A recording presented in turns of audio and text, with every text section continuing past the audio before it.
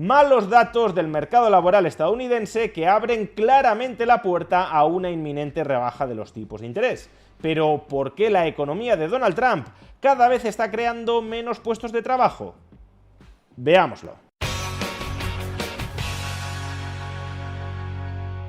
El mercado laboral de los Estados Unidos se está enfriando.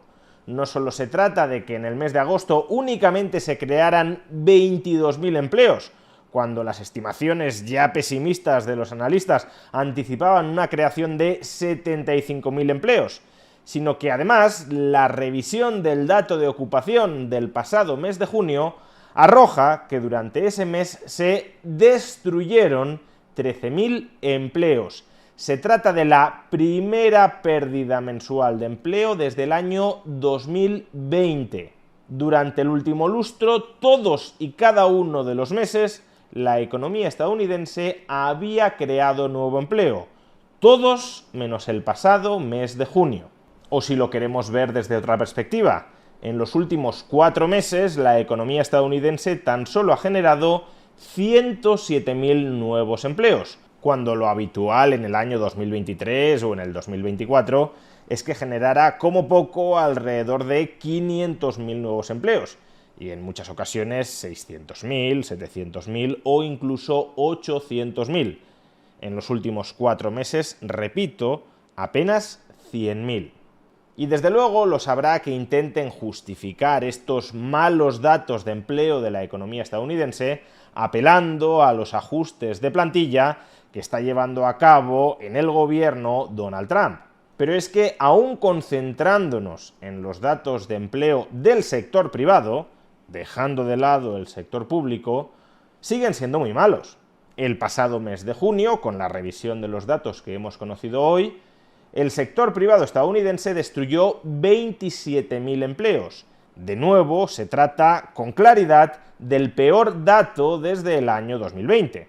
Es más, en los últimos 4 meses el sector privado estadounidense solo ha generado 157.000 nuevos empleos, cuando en 2024 o 2023 lo habitual era que generara entre 400.000 y 500.000 nuevos empleos. De hecho, en el peor cuatrimestre de todo 2024, el sector privado generó 300.000 nuevos empleos, el doble que durante los últimos 4 meses de Donald Trump.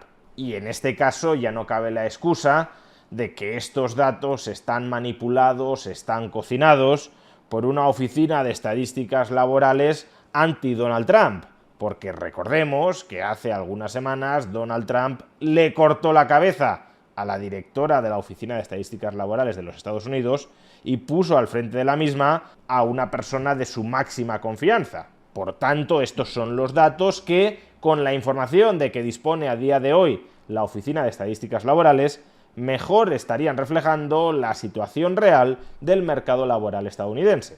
Y justamente por esto, por cierto, el mercado ya descuenta como algo absolutamente seguro que la Reserva Federal empiece a recortar sus tipos de interés en su reunión del próximo 17 de septiembre. La probabilidad para el mercado de que no haya recortes de tipos de interés es del 0%.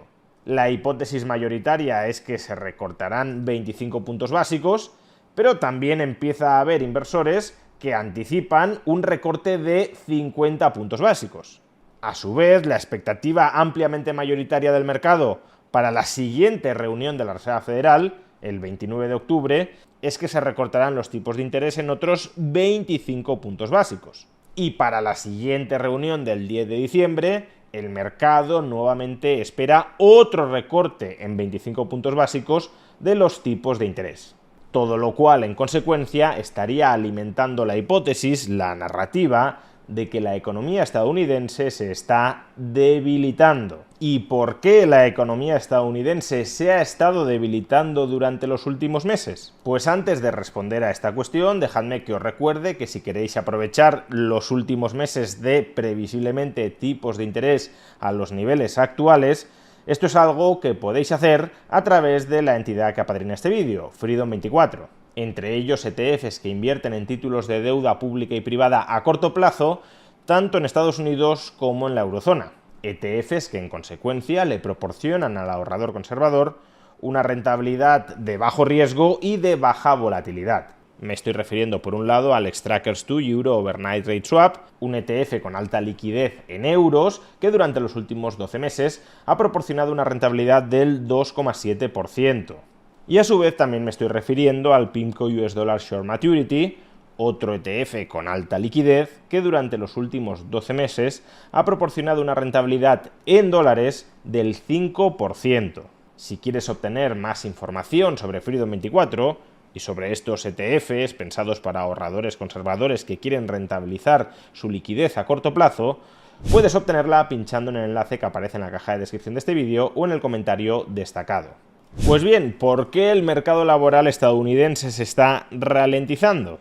Probablemente haya diversas razones, pero una de las más importantes y que en absoluto deberíamos perder de vista son las fuertes subidas arancelarias aprobadas por Donald Trump justamente a partir del mes de abril, es decir, durante los últimos 4 meses en los que el mercado laboral claramente ha sufrido más. Hace unos días, el secretario del Tesoro estadounidense, Scott Bessent, compartía en su cuenta de Twitter un gráfico sacando pecho por el fuerte crecimiento de los ingresos tributarios por aranceles. La recaudación tributaria por aranceles en los Estados Unidos obviamente está subiendo de una manera muy considerable. Un republicano que algunos nos decían que era simpatizante de las ideas liberales, alegrándose, celebrando que aumente la recaudación tributaria porque ellos han subido los impuestos. En concreto, han subido el impuesto arancelario. Antes de la guerra comercial de Donald Trump, los ingresos por aranceles apenas llegaban a 10.000 millones de dólares mensuales. Ahora ya superan los 30.000 millones de dólares. De ahí que se espere que en el conjunto del año la subida arancelaria pueda ser equivalente a unos 300.000 millones de dólares. Y la cuestión, claro está, es ¿y esto quién lo paga? Seguro que habréis escuchado en muchas ocasiones el argumento de que esto no lo están pagando los ciudadanos estadounidenses porque los precios finales de los bienes de consumo no están aumentando significativamente. Pero bueno, dejando de lado que sí ha habido un cierto repunte de la inflación, especialmente en aquellos bienes de origen importado, el hecho de que los precios de los bienes de consumo no estén aumentando no significa que no lo estén pagando los estadounidenses. Puede que no lo esté pagando el consumidor estadounidense, pero quizá sí lo esté pagando la empresa estadounidense, que importa mucho más caro que antes, porque ha de pagar los aranceles, y sin embargo no repercute esos mayores costes sobre sus precios finales de venta. Esto, por cierto, es lo que ha estimado Goldman Sachs que ha sucedido hasta el momento en la economía estadounidense. 2/3 del coste de los aranceles, según Goldman Sachs, habría sido soportado por la empresa estadounidense, alrededor de un 20% por el consumidor estadounidense y finalmente un 15% por el exportador extranjero. El grueso de los aranceles, por tanto, lo estarían pagando contra sus márgenes de beneficio las empresas estadounidenses. Y más allá de la estimación que pueda estar haciendo Goldman Sachs, ¿tenemos alguna evidencia que nos sugiera que esto sea así? Sí que la tenemos. En este gráfico podéis observar la evolución de los precios de los bienes importados a los Estados Unidos, con la excepción del petróleo, que no está sometido a aranceles. Como podéis ver, desde el pasado mes de abril, los precios de los bienes importados a los Estados Unidos se han mantenido esencialmente estables. Y claro, a partir de este gráfico, que muestra estabilidad de precios, muchos interpretan erróneamente que los aranceles los están pagando los exportadores, porque si no han subido su precio, son ellos los que se están comiendo contra sus márgenes la subida de impuestos que constituyen los aranceles. ¿Cuál es el problema de esta interpretación? Que este índice de precios sobre bienes importados es un índice antes de aranceles. Es decir, que a estos precios hay que sumar los aranceles. Y el arancel es un impuesto que oficialmente paga el importador, es decir, paga aquel comprador de Estados Unidos que adquiere bienes desde el extranjero. O dicho de otra manera, para que fueran los exportadores extranjeros los que estuviesen pagando el grueso de los aranceles, lo que deberíamos estar viendo en este gráfico no es que los precios antes de aranceles se mantienen estables, sino que los precios antes de aranceles caen, porque solo de esa manera el importador estadounidense no estaría pagando los aranceles. Si el precio de lo que importo se mantiene estable en 100 y me suben los aranceles del 0 al 20%, entonces el precio que estaré pagando yo después de aranceles por ese producto pasará de 100 a 120. La única forma en la que yo, importador estadounidense, puedo evitar pagar los aranceles es si el precio de lo que importo antes de aranceles baja de 100 a 83, porque entonces cuando el arancel suba del 0% al 20%, el precio después de aranceles se mantendrá en 100. 100 más 0% de aranceles, 100. 83 más 20% de aranceles, 100. El hecho de que los precios de los bienes importados antes de aranceles no hayan bajado en absoluto, lo que pone de manifiesto es que el grueso de la subida de impuestos sobre los bienes importados recae sobre los compradores estadounidenses. Y si no son los consumidores estadounidenses quienes están pagando el impuesto arancelario, han de ser por fuerza las empresas estadounidenses las que se estén comiendo contra sus márgenes esa fortísima subida de impuestos implantada por el gobierno de Donald Trump.